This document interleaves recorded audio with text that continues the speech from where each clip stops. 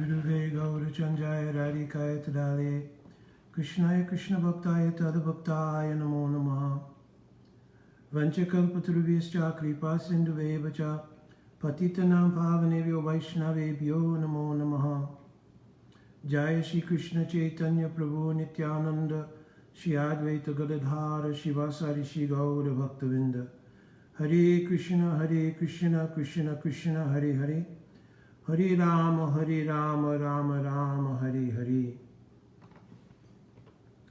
Dandavat Pranam devotees, glories to Srila Gurudev, Srila Prabhupada, Guru Parampara, Shri Sachinandan Gaura Hari, Jai Shri Shri Radha Krishna Yuko Ki Jai.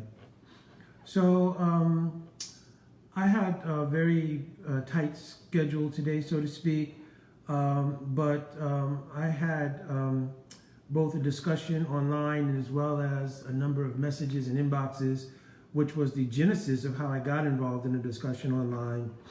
But it was on one of the perennial issues. There are a number of issues that seem to surface from time to time, almost like on schedule, such as the fall of the jiva from the spiritual world, or discussions of the inherency of bhakti or not, or discussions regarding so many topics, but this one was about the nature of the Ritvik Vada. So the promotion of the idea of the Acharya's post-samadhi initiation system. So just so many factors always come up with this discussion. And in most cases, it's really not philosophically sound, but in order to bypass the philosophical instability of Ritvik Vada, an idea has been put forward that it was the desire of our Srila Prabhupada. And because it is Srila Prabhupada's desire that anyone who, by any means, including the very metric that Srila Prabhupada established for understanding things, which is Guru, Sadhu, and Sastra, defends that posture of Guru, Sadhu, and Sastra, is going essentially against the desire of Srila Prabhupada. That's the way a narrative has been formed. And also a narrative has been formed that intimates that if you don't agree with the idea of Ritvik Vada, you are axiomatically co-signing the idea of unqualified guru, as well as any atrocities and misbehaviors that institutionally went on during the time of those who took the position of guru and were not qualified, and hence, large crises of faith took place.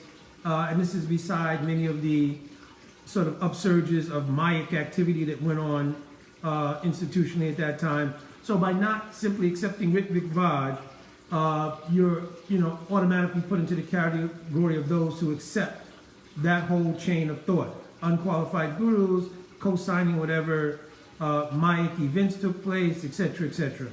So, of course, that's not a fact. And secondly, the whole idea of presenting any philosophical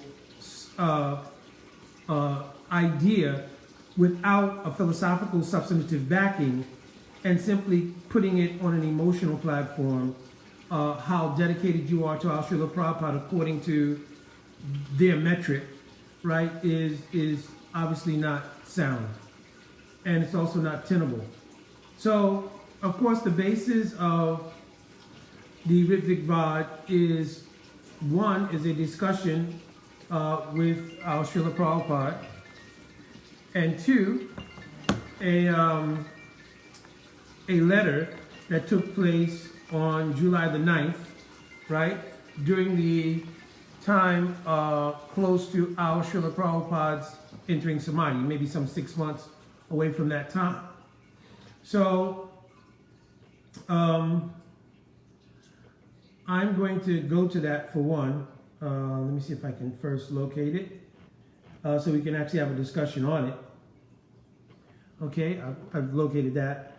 And then secondly, besides this idea of these one-room conversation, and then the second one being, or room conversation, or just a conversation in general, and another one being a letter that was drafted not by Srila Prabhupada himself, but by one of Srila Prabhupada's sevaks who drafted the letter and presented it based on apparently that conversation. So now, the idea was that these two events would usurp the entire body of work of our Srila Prabhupada. In other words, the 11 to 12 years of Srila Prabhupada's bringing the teachings of Lord Chaitanya Mahaprabhu to the Western world and voluminously writing and translating all of these works, establishing Guru Tattva in a very clear and exhaustive, literally, way, that all of that can be dismissed in light of two arrangements. One is a room conversation, the other one is a letter. So, of course, the first thing that should come to mind for anyone is, well, what classification does that put the entire body of work as far as Guru Tattva is concerned that Al Srila Prabhupada had spoken up till this point, which is this is the final year of his Acharya Lila, right? What was the basis of all of that if it was all usurped by a simple room conversation and a letter? So that's preposterous, right? So, but let's look at it, because I don't want to say these kind of very strong language things and not be able to have a clear look at the overall picture. So first of all, the idea is based on a room conversation that took place on May 28th in 1977. And I'm just going to read it and go through it so we have some idea. I'm going to try to move my chair in such a way as to block the skylight, because that obviously may be uncomfortable for people looking at the screen. So let me see if I could do this and read this simultaneously. So I'm not going to use any names because I never do.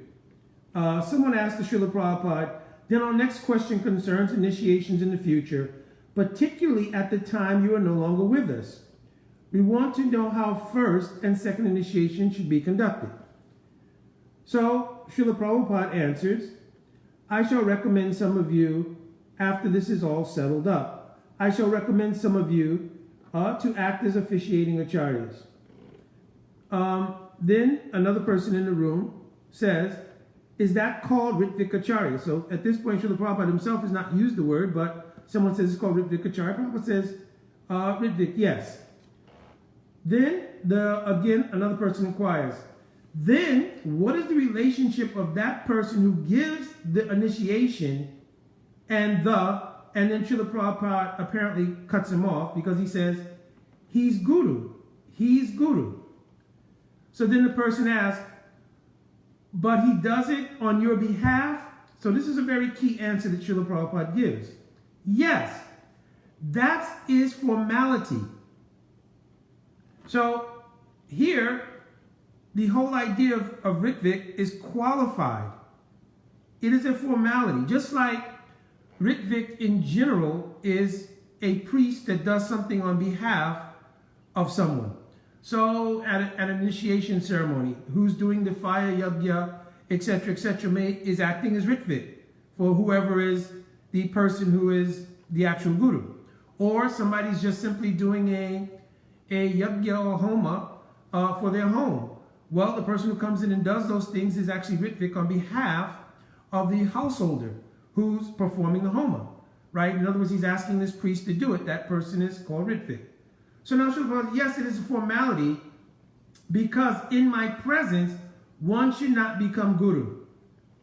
So now Srila Prabhupada is saying, well, in my presence, a disciple should not really even have the aspiration, right? Because guru is still present. He should have, plus there should be no guru abhiman or guru aspiration anyway, right? But especially in the presence of one's guru, one should not have this aspiration and so forth. So I think a lesson is being given at the same time as Srila Prabhupada giving clarification. That is a formality, because in my presence, one should not become guru. So, on my behalf, or on my order, Amara Ajnana Guru Hana. So then Srila Prabhupada quotes from Chaitanya Charitamrita. But actually, guru, but by my order. So Srila Prabhupada apparently now is making two separate statements. And I want to get to addressing the whole thing at the end of this, right? So Srila Prabhupada is apparently making two statements. One is that while Srila Prabhupada is present, initiation should still go on his behalf, right? Because he's actually present. So people can still write to Srila Prabhupada and inquire about taking initiation from Srila Prabhupada, which many people were doing even in 1977, right? And wanting to take initiation from Srila Prabhupada. And Srila Prabhupada being on the planet could yay or nay those. He yayed them, obviously. And then they could be accepted by Srila Prabhupada based on that dynamic, which, by the way, is an important dynamic that one has to approach Guru. It can be according to contemporary means, like you could write, since, obviously we can't always be in the physical presence, you can write to Srila Guru. And I remember some people calling Srila Gurudev to ask about receiving initiation, etc., etc. So, but the point being, there has to be that personal idea of writing or contacting Guru and asking to become their disciple, right? So, Srila Prabhupada said, yes, while I'm present on my behalf. But then he quotes but on my order. In other words, on the order of Srila Prabhupada, one should become regular Guru. Now, when we get a little bit later on into this class, which I think may be a little longer than I'm expecting it to be, right? I'm always trying to do things concisely, but this topic may require some unpacking. So as we see later on, and we examine Srila Prabhupada's teachings on Guru Tattva, then Srila Prabhupada has already set the standard of who should be Guru. So then Srila Prabhupada's quoting from Chaitanya Charitamrita that on my order. So here the context is really Mahaprabhu, because Mahaprabhu is saying on my order, he wanted people to go out and become Guru and preach the message of Mahaprabhu. So he's quoting the verse from Chaitanya Charitamrita. So here the indication is that this is Mahaprabhu's desire, that people will become Guru and preach the message. In no way, form, or fashion does that mean unqualified Guru, because that standard has already been set throughout a 11-12 year body of work establishing what is Guru Tattva and who's qualified to be Guru. So that should not even be a question at this point for anybody who's been with Srila Prabhupada, and especially in a significant way, and especially in a personal way, that there should be any misunderstanding about who's qualified to be Guru based on the teachings of our Sastra and our sadhus in our line. That shouldn't be a question, right? So here Srila Prabhupada said, yes, on my order, indicating the order of Mahaprabhu, right? Be actually Guru, but on my order. So now Srila Prabhupada is also, because Srila Prabhupada is the representative of Mahaprabhu, is establishing, yes, on my order, be actually Guru. Meaning be Guru according to what is the standard written in Sastra of who's Guru. Guru cannot be a administrative arrangement due to some social institutional consideration, right? We're going to get to a very specific point about that shortly. But it's not like an inheritance. You have to actually be Guru. This is Srila Prabhupada's literal quote, right? Be actually Guru, but on my order. That person then asks, so they may also be considered your disciples? Srila Prabhupada, yes, they are disciples. Why consider who? Right? So now, here's a whole bunch of room for interpretation. Is Srila Prabhupada saying, yes, giving the answer that yes, they can be my disciples, that they're his disciples, or is Srila Prabhupada saying, yes, they are disciples, and then saying, why consider who? In other words, if you've given initiation to somebody and you're a qualified Guru, then why would there be a question of whose disciple they are? Disciples aren't property. So we're not divvying out property. So it's not like, okay, well, who gets, disciple A, who gets disciple B, no. The Guru-disciple relationship is an internal spiritual reality. It's not an external manipulation of property. So Srila Prabhupada said, why consider whose disciple?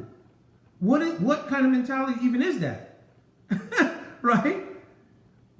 They're a disciple now in the line of Mahaprabhu. If you're a genuine Guru, they're your disciple. Srila Prabhupada has already established, be actual Guru. So if you've met that criterion and somebody has been initiated by you, right? Why consider whose disciple they are? The point is their unfoldment and growth in bhakti It's not a matter of now seeing, am I collecting the disciples now? Are they still yours? Or, you understand? So then he goes on. The other person asked, no, he's asking. In other words, they were not clear themselves at this point. Because Srila Prabhupada is clear, right? Saying why would this even be a question? But he was asking the question is not clear. No, he's asking that these Ritvik Acharyas, they're officiating giving Diksha. And then it, obviously some incoherency here. The people who they give Diksha to, whose disciples are they? So he reiterates, so a second person reiterates that same question. So Srila Prabhupada has answered it, really, right? But I'm gonna step back into a neutral position and say it's not clear, right? It is clear, but I'm gonna say it's not clear, right? So he reiterates it. Then Srila Prabhupada says they are his disciples. So the word his is not ambiguous either, right? So they're his disciples. But let's again take a neutral position. Okay, I could be confused. They're his disciples meaning who gave the order. All right, let's just say all this is ambiguous because I'm going to come to a point at the end of this. The person asks, they're his disciple? Then Srila Prabhupada said, who is initiating? He is grand disciple. So there is no such thing as like somebody initiating a grand disciple. Somebody can be a grand disciple in disciplic succession or disciplic succession. In other words, I have my guru and then there's Param Guru, right? My Gurudev's guru. So in that way, in English parlance, you could say I'm a grandchild of my Param Guru or grand disciple of my Param Gurudev, right? So Srila Prabhupada then here clearly says he's a grand disciple. The person in the room, yes. Second person in the room, that's clear, right? So this letter is the basis then of a communique that will go out on July the 9th of that same year, right? Expressing by the people who were here in this room who wrote the letter, expressing their understanding and so forth of how this should all be then administered.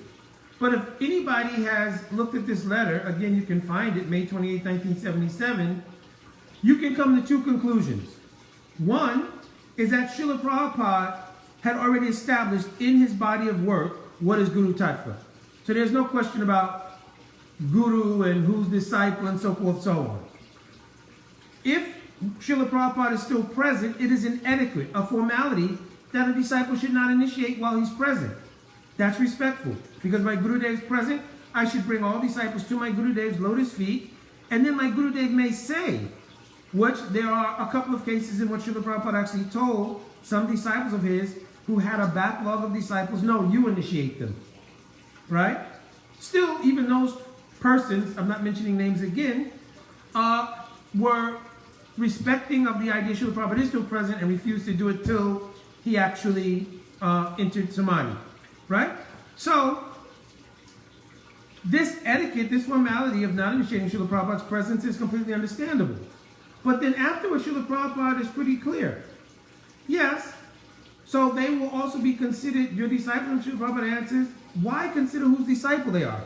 If you're a bona fide guru and you've given the mantras, then you're a guru. If you're a bona fide guru. And he's already set the standard of what is bona fide guru. So that's not something that we have to conjecture, right? Well, who's he actually talking about, etc., etc., right? He's talking about those persons who are qualified. Those qualifications are listed in Sastras. Tadviri pranipatena pariprishnena sevaya upadakshanti te jnanam jnaninas tattvadarshana tajmat guru prapajeta jigyashrashayatam. So in so many places, the quality and qualification of who is guru is given. Srila Prabhupada was clear. Be actually guru means according to this standard. If you weren't of that standard, right, then two things would happen. One is that on behalf of Srila Prabhupada, who is still present, you would officiate the entrance of disciples under his umbrella, right?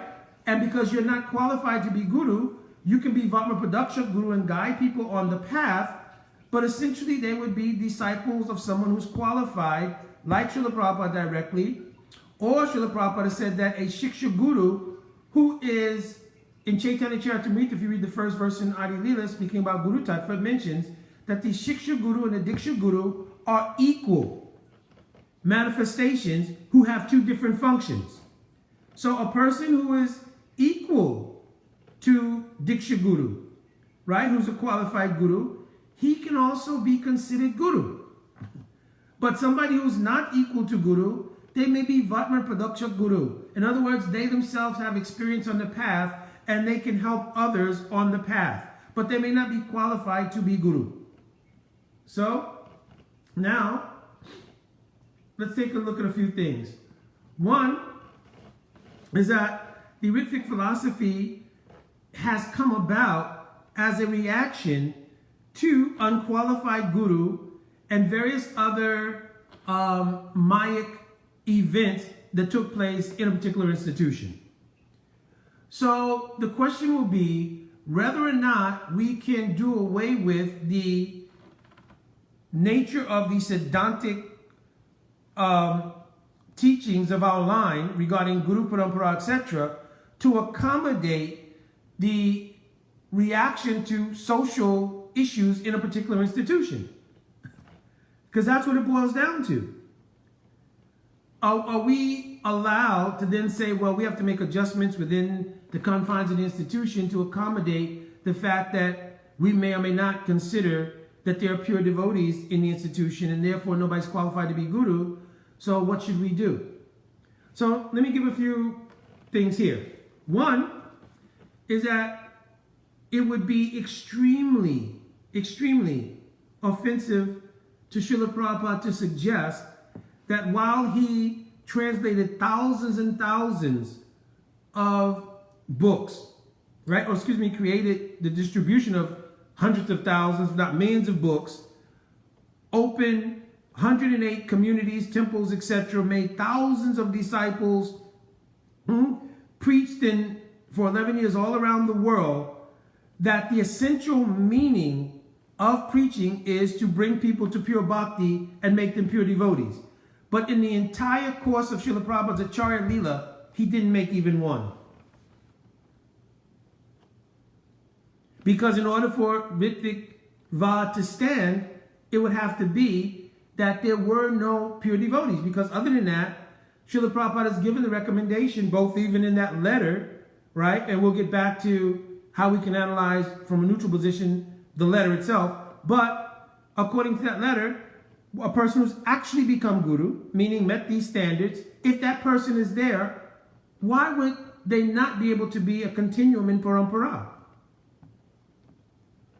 Because someone doesn't necessarily feel about them the same way they feel about our Srila Prabhupada? That's not a philosophical or Siddhantic basis for making a decision. Because other people have prematurely, with motives from benign ones to malicious ones, artificially kind of accepted the position of Guru and created a crisis of faith. The result of maybe some of those things was many atrocities that may have taken place. So because of that, the reaction will be, we'll do away with the actual substantive spiritual system that was given by Mahaprabhu and replace that with what will make us feel good, which is to kind of freeze frame time of when Srila Prabhupada's Acharya Leela was presently going on, right? And just kind of act like Srila Prabhupada did not enter Samadhi, and that's not a significant part of the Acharya Leela for teachings and everything else, and we'll just continue like everything was as it was. Obviously, that's not a tenable or viable solution. So what was Srila Prabhupada's recommendations in this? One, we already read. People become actually Guru. Also, I could not at all form my mouth to say that Srila Prabhupada was unable. He was a Shaktivesh avatar, accomplished so many things, but the one thing which is the essential part of preaching and bhakti is to bring someone to pure devotion.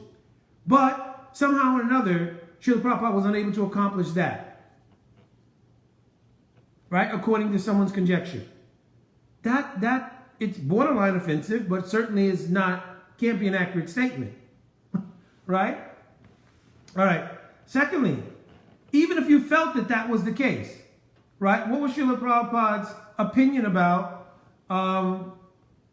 taking initiation? Well, in the Adi Lila, chapter 1, text 35, Srila Prabhupada clearly writes, and he quotes Jiva Goswami as his authority, that when one is searching out a spiritual master for initiation, he's basing this on Rupa Goswami Pad's first instructions to begin practicing bhakti, which is Guru Parasraya Tata Diksha Shikshadi, right? Then Vishwambhena Guru Seva. First take shelter of Guru. By Diksha, by Siksha, then doing Vishwambhena Guru Seva. So on that basis, he quotes Bhakti Sandarbha of Jiva Goswami Pad. And he says, this is the purport of Adi Lila 1, text 35. Jiva Goswami Pad advises that one not accept a spiritual master in terms of hereditary, customary, social, or ecclesiastical conventions. In other words, whether it has been the social dynamic someplace, whether it is something that was hereditary, well, this is what we've been doing, whether it was something that was ecclesiastically decided by some body, whatever the case might be, Srila Prabhupada said, these are not reasons for an aspirant to approach someone to take initiation. But rather, one should simply try to find a genuinely qualified spiritual master for actual advancement in spiritual understanding. In other words, Srila Prabhupada said he had tried to find. So this is going to be interesting now coming up, because Srila Prabhupada's instruction is try to find. Well, if the idea that there was only one spiritual master which was going to be eternally available, right? What would be the idea of trying to find? What would be the necessity of that instruction? Because Srila Prabhupada, staying in the mood of parampara, is saying that all of these material considerations, whether they are social considerations, hereditary considerations, customary considerations, or especially ecclesiastical conventions, none of them should be the basis under which somebody accepts a spiritual master, which is a lifelong relationship. But it should be, a spiritual master should be sought on the basis of being a person who meets the standards described by Srila Prabhupada over his entire Charya Leela and all of his writings of who's qualified to be guru. That person should be sought out. Right? So then, Srila Prabhupada has also said, well, the case might be, now this is maybe controversial for some people, but for any aspirant who's trying to advance in Krishna consciousness, it's very important to understand this. Srila Prabhupada writes in the Nectar of Devotion, where it talks about association and the importance of association. I'm quoting Srila Prabhupada. There are many societies, plural, societies, and associations of pure devotees. So Srila Prabhupada has just established, if you had any ambiguity about the fact that if you needed to search, it could be beyond the confines of where you may be if you feel you have not found a pure devotee there. There are many societies and associations of pure devotees. And if someone with just a little faith begins to associate with such societies, his advancement in pure devotional service is rapid. Right? So Srila Prabhupada himself is saying the most important thing is to search wherever it might be necessary. Prabhupada recognizes societies and associations of other pure devotees if necessary. If you don't feel that, I don't believe that that's the case. Right? And of course, if you read the Sandarbhas, somebody's asking me here that his reference is only to hereditary and caste Goswamis, etc. But no, by principle, he was talking about considerations, period. So hereditary consideration would also be, it should be passed down, because essentially this is what happens. It becomes caste Goswamism or Jata Gosai mentality, not just among the Parivar tradition, but also even within our Gaudiya line. If you say, well, you should only take initiation within this mat or within this institution, that's tantamount to Jat Gosai mentality.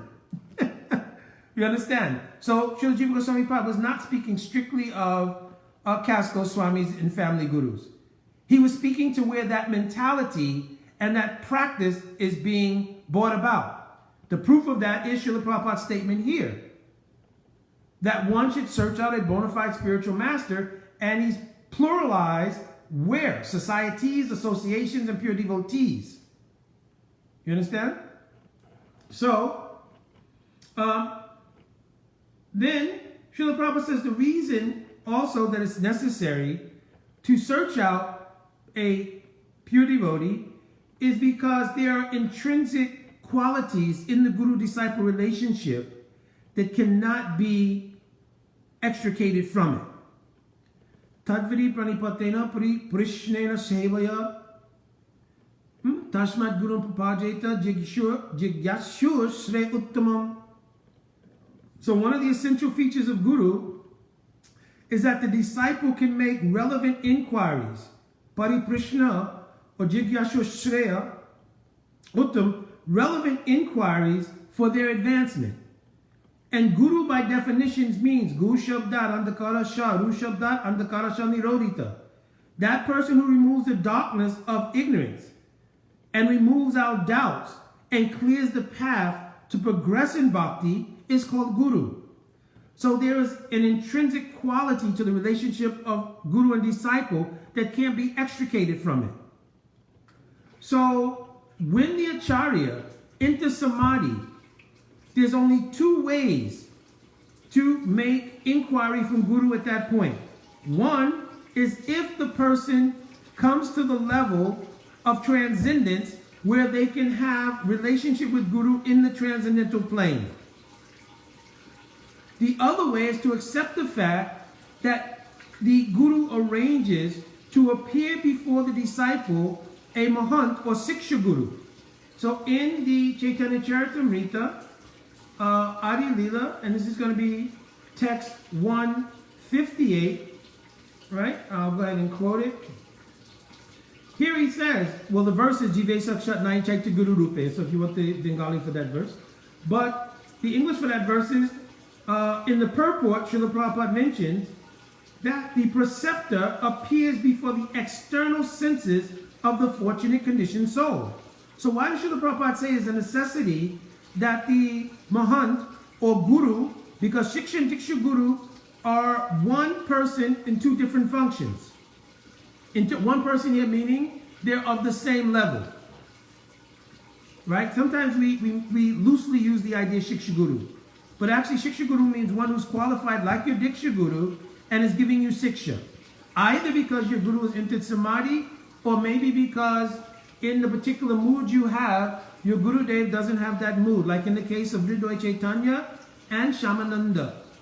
Right? Shamananda Prabhu had a ruchi for Madhurjarasa, Manjari Bhav, and therefore Ritvik Chaitanya sent him to Jiva Goswami Pad.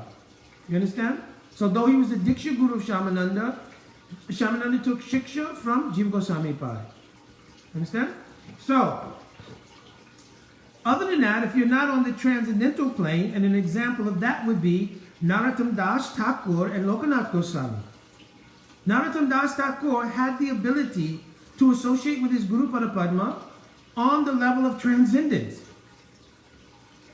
Therefore, there's a whole lila of how during his bhajan, dhyan, means his meditation in bhajan, he was serving his Guru in their Siddha Roops. Right? So, one Brijabasi came, and Narottam Das Thakur, his dhyan was broken, and so that his Guru's meditation would not be broken, he rendered service to that Brijabasi. Right? When his Guru came back to Bahirvas, means external senses, he chastised Narottam and told him, oh, you should leave this place. Of course, this was all the Leela, so that we would get the mercy of the preaching of Narottam Das Thakur. You understand? So, the point was he had that ability. Another example is given in Srila Bhaktivinoda Thakur's Jaiva Dharma, in which Dhyanachandra Goswami, the Sishya or disciple of Gopal Guru Goswami, after Gopal Guru Goswami Samadhi, came into some difficulty. And he was very distressed, and he was looking, how can I find my Guru? So then he heard, oh, your Guru is present in Vrindavan going around. So he went to Vrindavan and met with his guru. That obviously was not on a physical level because the samadhi of Gopal Guru Goswami had already taken place. So this meeting with Gopal Guru Goswami was because Jnana Chandra Goswami was of a level where he could communicate with his guru on the transcendental platform. He also had siddhi or perfection. But Srila Prabhupada is saying here, if one is a conditioned soul, the verse itself is saying, if one is a conditioned soul, he cannot communicate on the level of transcendence. Jive sakshat nahi chaitya guru rupe. Right? So the Antaryami is situated on the transcendental platform. When Gurudev enters Samadhi, we say Nitya Lila Pravishta Om. He's entered into Nitya Lila, meaning he's entered into the platform of transcendence. In the Acharya Lila, Gurudev manifests three states of consciousness. Bahirvas, external consciousness.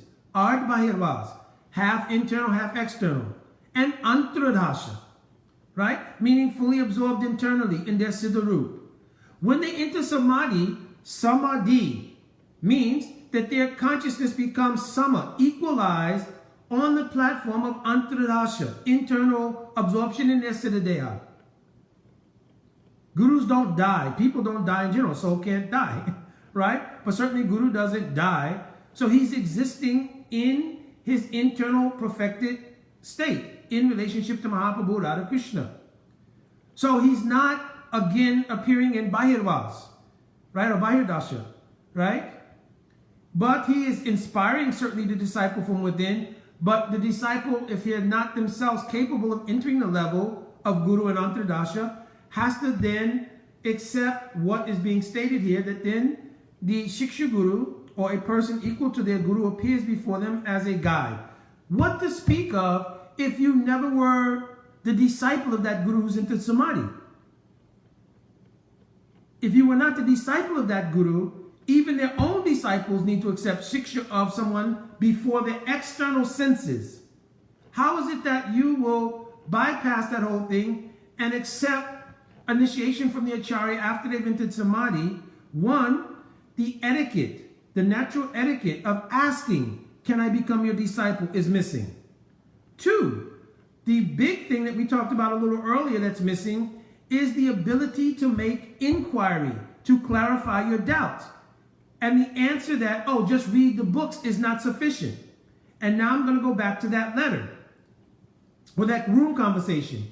In that room conversation, even if we all took a neutral position and said, well, I'm not really clear what Srila Prabhupada was saying. Well, if you're not clear, we have to have the right as a disciple to ask Sri Guru, oh, Srila Gurudev, I was confused about this point. It was somewhat unclear. So is it possible that I can have this doubt removed? That is an intrinsic quality of a guru-disciple relationship, that you can't extricate it for social convenience. So if you cannot get your query answered, then you have no alternative but to turn to Shiksha Guru, who should be of the same level as your Guru. So here's where the Ritvik Vada institutionally would fail. Because you're saying, essentially, no one is like or on the level of our Srila Prabhupada. And therefore, I have no one to turn to who can answer my question on that level. That's what you're essentially saying. So the idea that the ability of a disciple to inquire from the Guru, well, we'll just bypass that. Just read the books. If you get confused, read them again. What kind of idea is this of a Guru-disciple relationship? What to speak of, you don't have to ask Guru, it's automatically accepted. He's just going to take everybody. You can't also take that assumption. That is why the etiquette was built in, that you write a letter to Srila Prabhupada and ask him. And in the other situation, people going, oh, Maharaj, oh, Gurudev, please accept me as your Sishya. I went to my Guru Maharaj, asked, oh, Gurudev, please, I want to take your shelter. Gurudev told, first you should examine, like Hari Bhakti Vilas, you should examine to see if I'm a pure devotee. Now that question may arise, right? Well, you're telling people to search for a guru, but how will they know who's a guru? So then we have to go to Srila Prabhupada's own statements in that regard. Let me see if I can pull that up.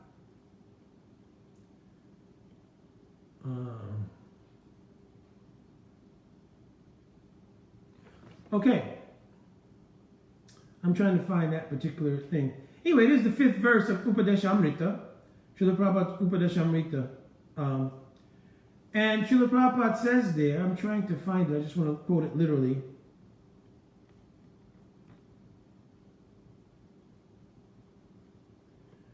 So I don't make any mistake.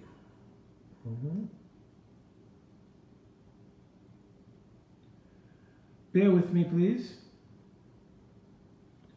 All right, let me do this. Because I apparently did not copy it, but I will go to that place and read it. So hold on. Give me again a second.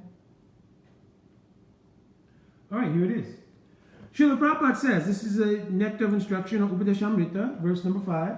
In the last paragraph of the purport, Prabhupada says that essentially, and I'm going to paraphrase it and then speak it literally, Prabhupada says that the onus to understand who's a pure devotee is on the aspirant. That means the aspirant has to spend some time to cultivate an understanding of what is Guru Tattva.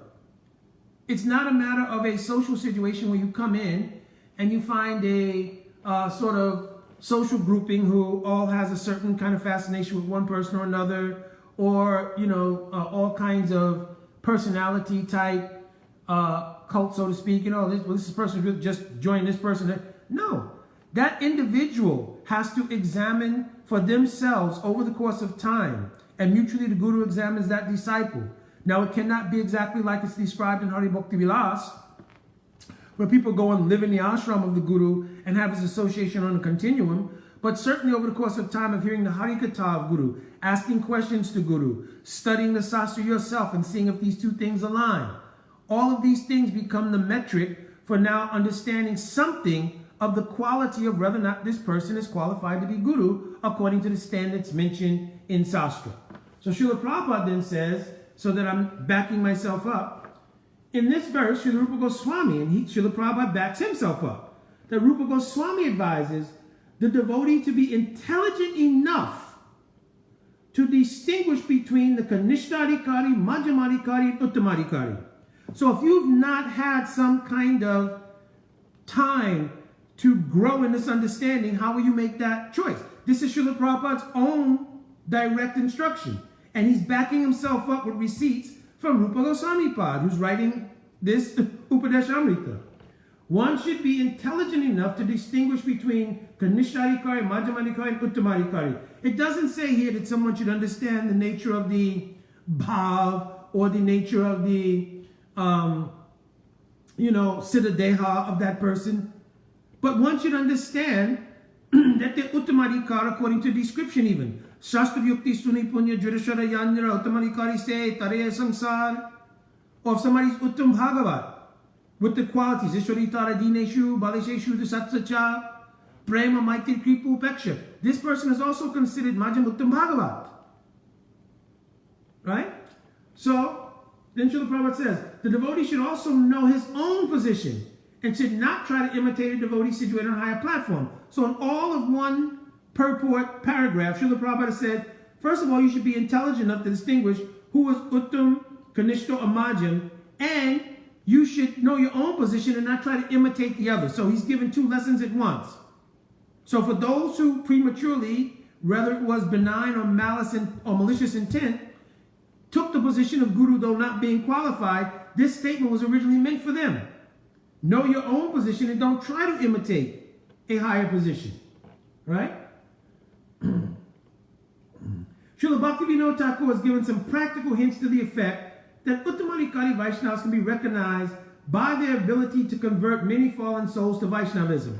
So here Srila Prabhupada says, and this is why it is such a perhaps borderline aparad to suggest that Srila Prabhupada did not make one actual pure Vaishnava. But a Vaishnava is known, Uttamadikari is known by his ability to convert many Vaishnavas. But even one Srila Prabhupada did not convert to pure devotion. This is just not a substantial argument at all. Now the question is, who is that person? Well, Prabhupada put the onus on you. You go, you examine different personalities, you spend time, and you yourself have to cultivate some inner understanding, right? And then Srila Prabhupada has said, Rupa Goswami is backing him, that if you do this, you'll clearly understand who's Uttamadikara, Madhyamadikara, Kanishtarikara.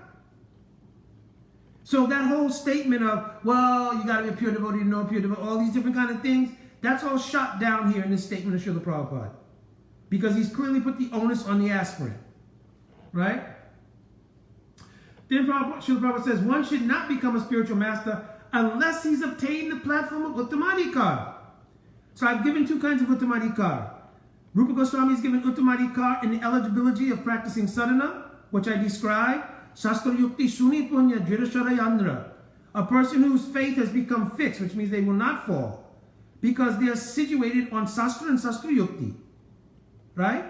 So these two things have to be there as a base quality. Uttamadikari say, Tare Sansar. Then he says, this person may also help others to traverse the path of samsara. But here Rupa Goswami carefully does not say that person can give the essence of Swarup Shakti.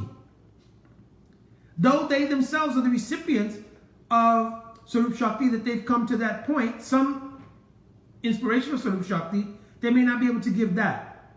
Therefore, they may not be able to clearly delineate the deepest aspects of bhakti. But they are Shastra Yukti Suni Punya. They are grounded in Shastra and Shastra Yukti and are following the path. Therefore, that person may also accept disciples. But one quality is that they're devoid of Guru Abhiman, because Srila Prabhupada mentions here, they should know their own position and not try to imitate. The only way imitation comes about is when there is a desire to become Guru. This is called Guru Abhiman. And Srila Bhaktivinoda Thakur has mentioned very clearly, Tai Sisha Tavatakya Savada Guru Abhimana Tyaji. May I always consider myself a disciple, and may Guru Abhiman go far away from me. You understand? So Srila Prabhupada is being very clear about all these things. Right? So there is no doubt about Srila Prabhupada's intention of how parampara and all these things should go on. I've already mentioned, and I'll reiterate it with some other things, that Srila Prabhupada considered that if somebody followed this process and they took their time and tried to understand Guru Tattva, then the Antrayami from within would reveal to them, oh, this person is a suitable person from whom you can take your shelter. So it's not like some void will be there if you don't come and we don't go back to a arrangement that was sociologically suitable for all of us, right? Because you cannot change the philosophy to do that. Srila Prabhupada did not come to change the philosophy. He said, I've come to give things. So he named this Bhagavad Gita as it is. And he differentiated it that other Bhagavad Gitas have been here in the West, but didn't make any pure devotees. So his declaration was, by this kind of Bhagavad Gita and teachings as it is, passed down from Mahaprabhu coming down, it can make pure devotees. So the argument that Srila Prabhupada didn't make even one is also, again, borderline aparahat.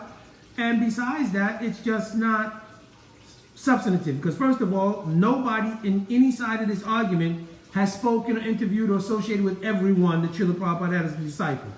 Right? So that automatically takes it out of the realm of absoluteness. Right? So I did this video especially because, first of all, there are some things which are, even though they may be misunderstood, they may not be dangerous to bhakti. If somebody's not clear on Jiva Tattva, we fell from Vaikuntha, this thing, that thing, then some misunderstanding about that, as long as you're not preaching it as an apasiddhanta, is one thing, right? Because it won't check, unless you commit aparadha to someone on the basis of it, that will not check your ability to grow in bhakti if you sincerely are doing bhajan. But the idea of Ritvik Vada, many senior Vaishnavas and pure Vaishnavas said it has very dangerous implications because it attacks the idea of parampara. And if you, to substantiate it, try to remove Srila Prabhupada from the parampara to try to create an isolated arrangement of, oh, well, Srila Prabhupada said it, so it doesn't matter about parampara anymore, you are essentially attacking the entire parampara. And therefore is extremely dangerous. Someone brought up a question on the thread, and if the case is that we can take initiation post the Samadhi Leela of an Acharya, why can't we just go all the way back and take initiation from Rupa Goswami or someone else? And rather than giving a substantive answer, because there is none for that question, people they shout out, sort of just emotional, visceral responses. Yeah, go ahead and support the demons. Or some other kind of nonsensical, lack of substantive ability to respond statement. Right?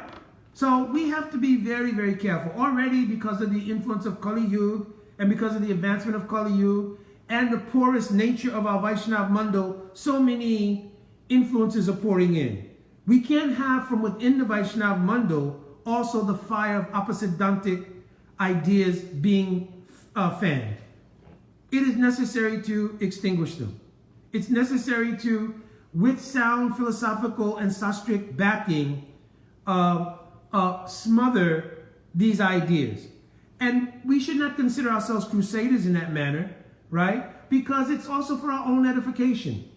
Because if it's true, then many, sort of foundations of bhakti that many people have been standing on is now shaky. If the idea is that Ritvik Vada is true. So it's important, it's imperative that devotees get a sound philosophical understanding and present that. You don't want to get into situations to either create the atmosphere of potential aparad, but at the same time, you certainly cannot allow it to become a standard that oppositantic ideas can rise up in the Vaishnava Mando. All of our previous acharyas were very keen to knock this out. When Rupa Kaviraj presented some oppositantic ideas, Srila Vishwanath Chakravarti Thakur immediately smashed those ideas. That this is not the line of Mahaprabhu, etc., etc. Understand?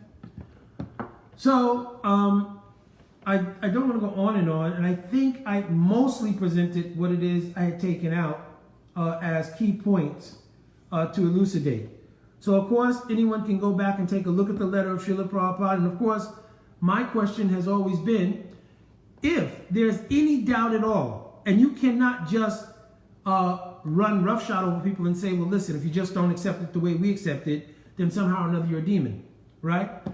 If any disciple has any doubt, they have to have the ability to go back and sit before the acharya and say, I'm not clear on this point.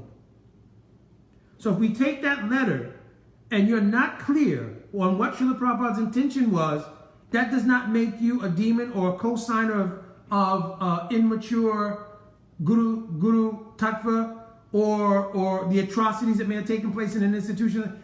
That has nothing to do with the idea that you don't accept Ritvik Vada. Right?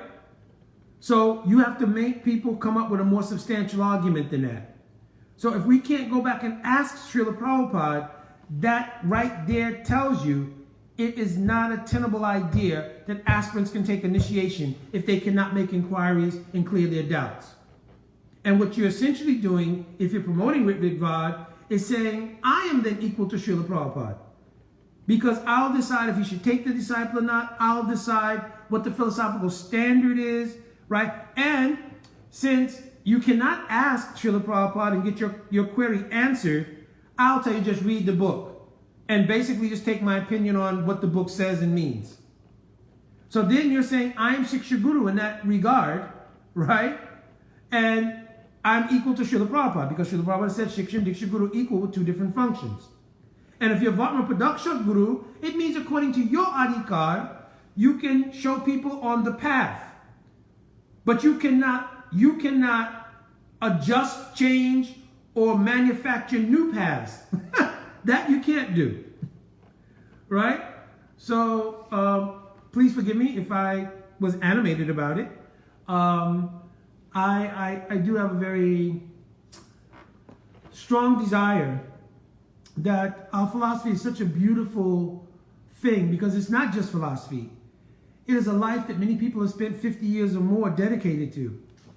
And they've aspired to achieve a certain goal, and to either obfuscate or present some obstacle in obtaining that goal by any kind of deviant philosophical ideas, right, is really offensive to not only Srila Prabhupada, but our entire Guru Parampara. And where we may take no personal offense to anything, right? One should feel some sense of heart connection with Srila Prabhupada and our Guru Parampara and all pure Vaishnavas.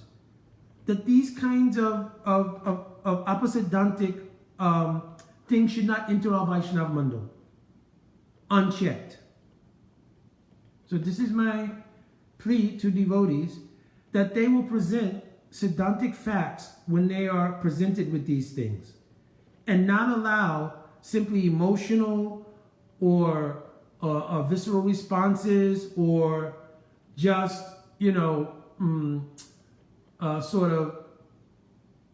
obfuscating. Because this is another thing that happens very frequently, is that when these people who advocate for various opposite Dantic ideas are philosophically cornered, then they obfuscate that subject by going to another subject. One person online started going into sectarian mode. Oh, well, okay, you went to Gaudiya Math or something. So that has nothing to do with the philosophical discussion at hand. Philosophical discussion at hand is whether or not Ritvik Vada is something that is a part of our line coming from Mahaprabhu, and whether Srila Prabhupada established that or not. That's the discussion at hand. And if you have no substantive philosophical foundation for that, you have to then accept that. I can't back it up. And if you just feel that way, and you want to live your life that way, but to constantly make it a presentation within the Vaishnava Mandal, nobody who's in the Vaishnava Mandal, who has honor for our Guru Parampara and our Srila Prabhupada, should let it go unchecked. So my Dandavat Pranam devotees, and again, you please forgive any animation. I certainly don't mean any offense to anyone. It's not in my nature like that.